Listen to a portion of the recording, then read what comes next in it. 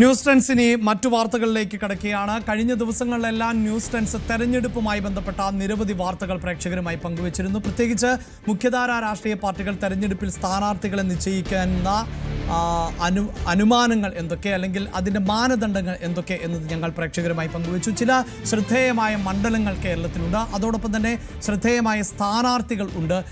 ഈ പേരുകളെല്ലാം ഇതിനോടകം തന്നെ ആ രാഷ്ട്രീയ സാഹചര്യമെല്ലാം പലപ്പോഴായി പ്രേക്ഷകരുമായി ഞങ്ങൾ സംവദിച്ചു കഴിഞ്ഞതാണ്. പക്ഷേ തെരഞ്ഞെടുപ്പ് അടുക്കുമ്പോൾ പലപ്പോഴും രാഷ്ട്രീയത്തിന് പുറത്തു നിന്നുള്ള പല പേരുകളും സജീവമായി ചർച്ച ചെയ്യപ്പെടുന്ന സാഹചര്യം ഉണ്ടാകുന്നു. ഇപ്പോൾ പോലും രാഷ്ട്രീയ കേരളത്തിൽ അത്തരം ചില പേരുകളുണ്ട്. അതിപ്പോൾ തുടങ്ങിയതല്ല. രാഷ്ട്രീയ കേരളത്തിൻ്റെ ഇന്നലകൾ പരിശോധിച്ചാൽ നമുക്കറിയാം, സിനിമാ മേഖലയിൽ നിന്ന്, സാംസ്കാരിക മേഖലയിൽ നിന്ന്, കായിക രംഗത്ത് നിന്ന്, എന്തിനപ്പുറം നിയമ മേഖലയിൽ നിന്ന് ജസ്റ്റിസ് VR കൃഷ്ണയ്യരെ പോലെയുള്ളവർ തെരഞ്ഞെടുപ്പിൽ മത്സരിച്ച പാരമ്പര്യമുണ്ട്. മലയാളത്തിൻ്റെ നിത്യഹരിത നായകനായിരുന്ന പ്രേം നസീർ തെരഞ്ഞെടുപ്പ് പ്രചാരണ യോഗങ്ങളിൽ നിരന്തര സാന്നിധ്യമായിരുന്ന സാഹചര്യമുണ്ട്. തെരഞ്ഞെടുപ്പ് രാഷ്ട്രീയത്തിൻ്റെ ചരിത്രമുണ്ട് ഡോക്ടർ സുകുമാർ അഴീക്കോടിനെ പോലെയുള്ളവർക്ക്.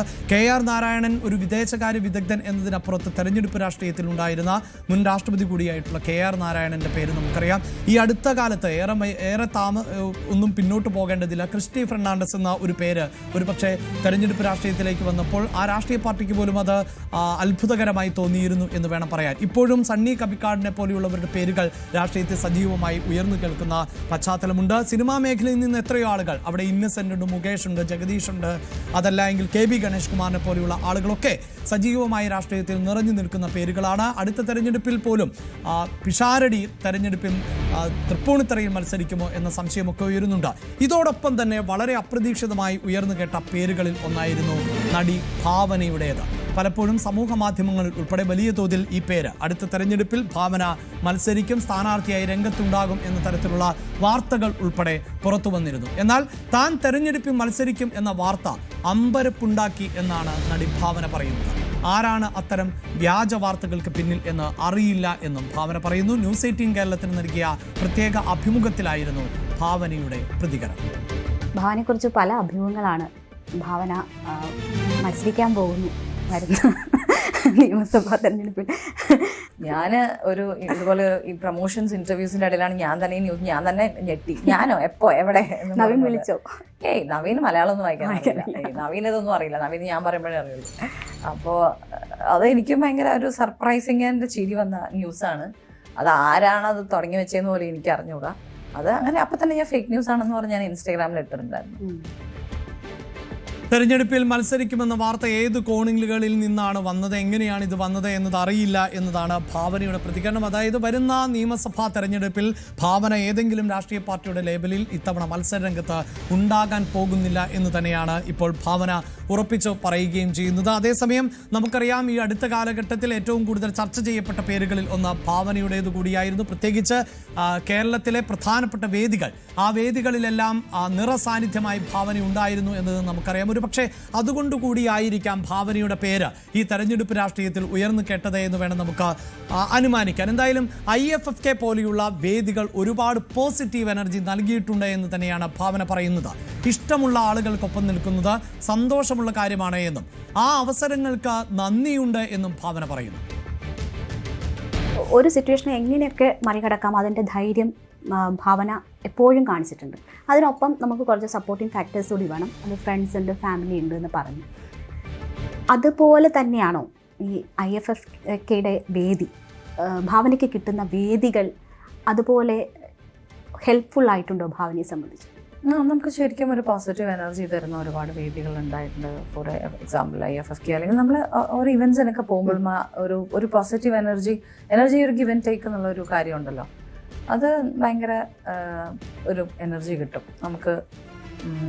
അതായത് ഒരു ഇഷ്ടമുള്ള ആൾക്കാരുടെ അടുത്ത് നിൽക്കുമ്പോഴും നമുക്ക് ആ ഒരു എനർജി കിട്ടുമല്ലോ. തീർച്ചയായിട്ടും നമുക്കത് ഭയങ്കര ഒരു പോസിറ്റീവ് ഫീലിംഗ് ആണ്.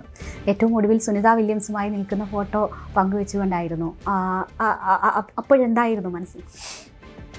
ഭയങ്കര എക്സൈറ്റ്മെൻ്റ് ആയിരുന്നു. അങ്ങനെ എനിക്ക് ഈ മിസ്റ്ററികളെ ഇഷ്ടപ്പെടാവുന്ന ഒരാളായതുകൊണ്ട് തന്നെ space, other world, aliens, black hole എന്നൊക്കെ പറഞ്ഞിട്ട് എനിക്ക് ഭയങ്കര ഇഷ്ടമാണ് അറിയാൻ. നമ്മൾ വേറെ പ്ലാനറ്റിൽ ലൈഫ് ഉണ്ടോ അങ്ങനെ ഇങ്ങനെ.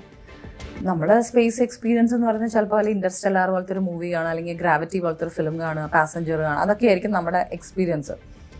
പക്ഷെ അത് നേരിട്ട് പോയി അവിടെ അത്രയും ദിവസങ്ങൾ സർവൈവ് ചെയ്തിട്ടുള്ള ഒരാളാണ്. സോ ഡെഫിനറ്റ്ലി നമ്മുടെ ഒരു റെസ്പെക്റ്റ് എന്ന് പറയുന്നത് ഭയങ്കര റെസ്പെക്റ്റ് ആയിരിക്കും അവരോട്. കാരണം നമ്മളൊന്നും ലൈഫിൽ ഒന്നും അല്ല. അവർ അവിടെ പറഞ്ഞ വാക്ക് അതാണ്. അവർക്ക് മുകളിൽ നോക്കിക്കഴിഞ്ഞാൽ ഭൂമി എന്ന് പറയുന്നൊരു പ്ലാനറ്റാണ്. നമ്മളെല്ലാവരും അതിലാണ് താമസിക്കുന്നത്. ഇപ്പോൾ അവർ പറഞ്ഞത് അങ്ങനെയാണ്, എന്തിനാണ് അങ്ങോട്ടും ഇങ്ങോട്ടും ഹെയ്റ്റും ദേഷ്യവും വഴക്കും? നമ്മളെല്ലാവരും ഒരു പ്ലാനറ്റിൽ കഴിയുന്ന ആൾക്കാർ, നമ്മൾ ജനിക്കുന്നു മരിക്കുന്നു. സോ എന്താണ് ലൈഫ് എന്ന് ലിറ്ററലി അറിഞ്ഞിട്ടുള്ള ഒരാളാണ് സുനിത വില്യംസ് എന്ന് പറയുന്ന ഒരു ലെജൻഡാണ് അവർ. അപ്പോൾ അവരുടെ കൂടെ ഒരു വേദി പങ്കിടാൻ പറ്റുകയെന്ന് വെച്ചിട്ടുണ്ടെങ്കിൽ വലിയൊരു കാര്യമായിട്ട് ഞാൻ കരുതുന്നു. ബിക്കോസ് നമ്മളൊക്കെ ലൈഫിൽ ഒരുപാട് ഹംബിൾ ചെയ്യുന്ന മൊമെൻറ്റ്സ് ആണ് ഇവരൊക്കെ. ബിക്കോസ് നമ്മളൊന്നും ചെയ്യാൻ നത്തിങ്. നമ്മളൊരു പ്ലാനറ്റിൽ ശരിക്കും ഒരു വെക്കേഷന് പോലെ വന്നിരിക്കുകയാണ്. കുറച്ചാലും നമ്മളെല്ലാവരും മരിച്ചു പോകും. എന്താണ് നമ്മളിവിടെ കാട്ടിക്കൂട്ടുന്നത് എന്നുള്ളത് നമ്മുടെ കോൺഷ്യസ് ക്ലിയർ ആക്കുക എന്നുള്ളതാണ്. മരിക്കുന്നതിന് മുമ്പ് ചിന്തിച്ച് സന്തോഷിക്കാൻ ഒരു 10 നല്ല മെമ്മറീസ് ഉണ്ടെങ്കിൽ വി ആർ ലക്കി. അപ്പോൾ അങ്ങനെ നമ്മളെ ഹംബിൾ ചെയ്യിക്കുന്ന ഒരു മൊമെൻ്റ് ആയിരുന്നു അത്. സോ അവരെ പോലെ ഒരു ലെജൻഡ് ലിറ്ററലി അവർ സ്പേസിൽ പോയി വന്ന ആൾക്കാരാണ്. സോ തീർച്ചയായിട്ടും അത് എനിക്കൊരു വളരെ വളരെ മെമ്മറബിൾ ആയിട്ടുള്ളൊരു മൊമെൻ്റാണ്. യെസ്, ഈ അഭിമുഖം നടത്തിയ ഞങ്ങളുടെ പ്രതിനിധി MG രേണുക തന്നെയാണ് ഇപ്പോൾ ചേരുന്നത്. രേണുക, സിനിമയെക്കുറിച്ച് സംസാരിച്ച ഭാഗമുണ്ട്. ഞാൻ അതിലേക്ക് വരുന്നതിന് മുമ്പ് ഈ തെരഞ്ഞെടുപ്പ് സമയമാണല്ലോ. തെരഞ്ഞെടുപ്പ് സമയത്ത് നിരവധിയായ പേരുകൾ അങ്ങനെ കേൾക്കാം. അതിൽ പല പേരുകളും അവർ പോലും അറിഞ്ഞിട്ടുണ്ടാകണമെന്നില്ല. പക്ഷേ ചില പേരുകളൊക്കെ അത്തരം നീക്കങ്ങൾ രാഷ്ട്രീയ അണിയറയിൽ നടക്കാം. അത് പബ്ലിക്കായി രാഷ്ട്രീയ പാർട്ടികൾ പുറത്തു പറയണമെന്നില്ല. അതുകൊണ്ട് തന്നെയായിരുന്നു ഭാവനയുടെ പേരും ഈ തെരഞ്ഞെടുപ്പിൽ ഉയർന്നു വരികയും അങ്ങനെ മത്സരരംഗത്ത് ഉണ്ടാകും എന്നത്. അവരത് നിഷേധിച്ചിരുന്നുവെങ്കിൽ പോലും ഇപ്പോൾ അസന്നിഗ്ധമായി തന്നെ പറയുന്നുണ്ട് താൻ രാഷ്ട്രീയത്തിലേക്കില്ല, ഈ തെരഞ്ഞെടുപ്പിൽ മത്സരത്തിന് ഇല്ല എന്ന്. ഒരു തെരഞ്ഞെടുപ്പ് കാലഘട്ടം കൂടിയായതുകൊണ്ട് തന്നെ ആ ചോദ്യത്തിന് പ്രസക്തി ഉണ്ടായിരുന്നു. എങ്ങനെയാണ് അവർ പ്രതികരിച്ചത്? അഭിലാഷ്, എത്ര വസ്തുതാവിരുദ്ധമായ വാർത്തകളാണ് ഈ രീതിയിൽ വരുന്നത് എന്നതിന്റെ ഒരു മാസ് എക്സാമ്പിളായി വേണം ഭാവന തെരഞ്ഞെടുപ്പ് രംഗത്തേക്ക് വരുന്നു എന്ന ആ പ്രചരിച്ച വാർത്തകളെ കാണാൻ.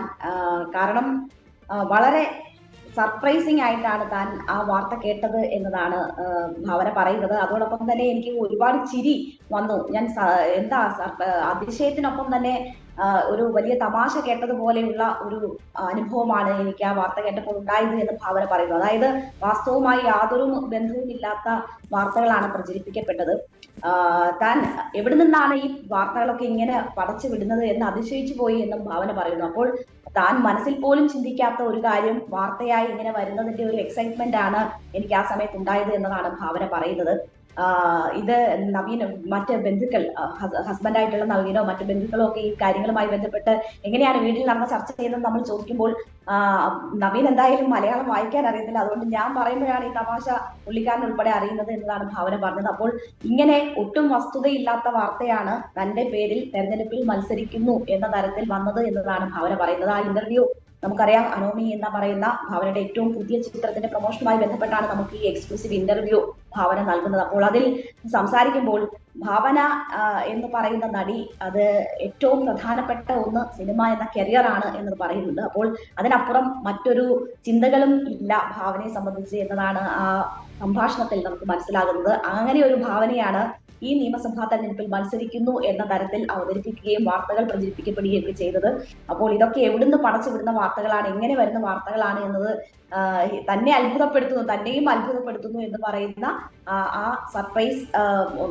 സർപ്രൈസും ഒപ്പം തന്നെ ഇതൊക്കെ എങ്ങനെ വരുന്നു എന്നതിന്റെ ആകാംക്ഷയും അത് ചിരിപ്പിച്ച സാഹചര്യവും ഒക്കെ ചൂണ്ടിക്കാട്ടിക്കൊണ്ടാണ് ഭാവന നമ്മളോട് ആ വാർത്ത നിഷേധിച്ചുകൊണ്ട് പറഞ്ഞത്. അപ്പോൾ തന്നെ അക്കാര്യങ്ങൾ അതൊരു വ്യാജ വാർത്തയാണ് എന്ന് താൻ പ്രതികരിച്ചതാണ്.